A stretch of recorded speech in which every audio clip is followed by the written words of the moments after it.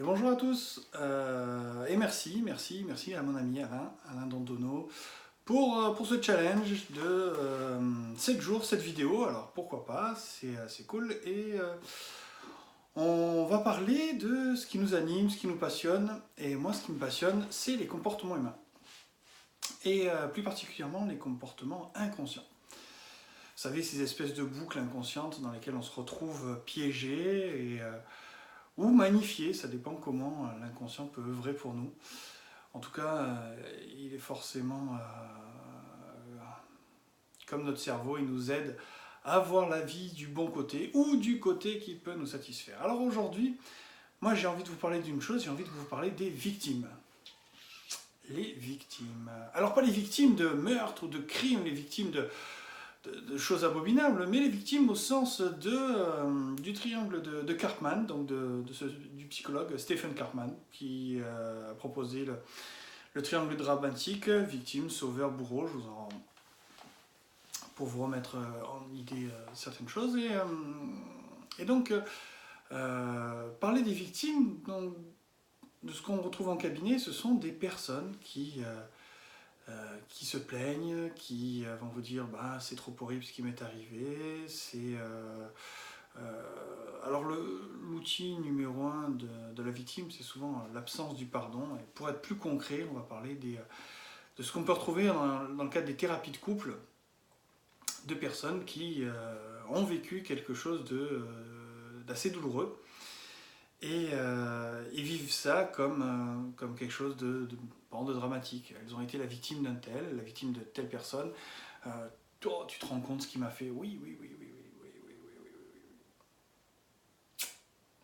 Mais là, ce qu'il faut comprendre, c'est que ces victimes-là, elles sont responsables. Alors, sans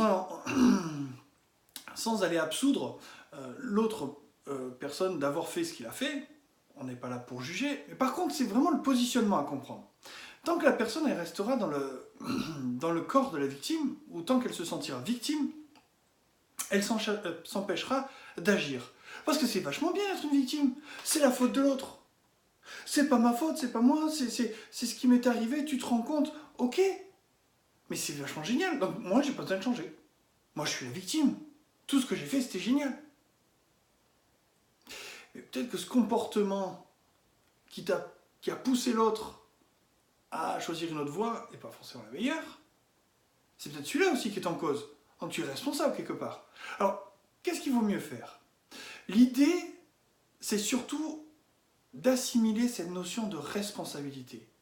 Lorsqu'on est responsable, on peut changer. On peut reprendre les choses en main. On peut se permettre d'évoluer, se permettre que ces comportements, ces actions ne se reproduisent plus jamais. Le pire qu'on peut rencontrer, c'est une personne qui va nous dire mais ça je lui pardonnerai jamais.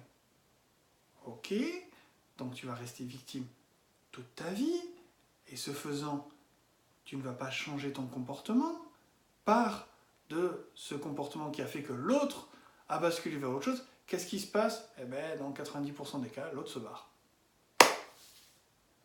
Ah ouais, mais c'est pas ma faute. C'est ça que tu voulais.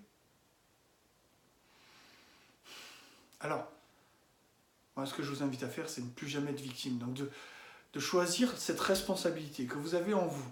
C'est dur, c'est pas facile d'être responsable de tout ce qui peut nous arriver. Mais au moins, on se donne les moyens et les outils de changer, de prendre de la distance par rapport à tout ce qui peut nous arriver. Nous avons été responsables, ok, donc on apprend et on change notre mode de fonctionnement. Et si ça, c'est pas ça la liberté. Alors enfin, merci.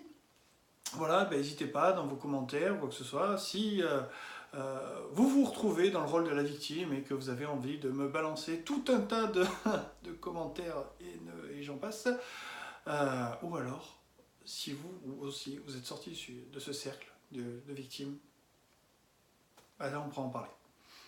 Allez, à très bientôt pour une prochaine vidéo et du coup, à demain.